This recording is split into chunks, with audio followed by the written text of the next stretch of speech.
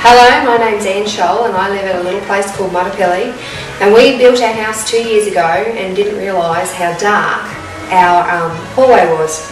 Well, Steve's come and fixed that because he's put a daylighter in, and look at the difference. It's fantastic. Can't wait to get some more.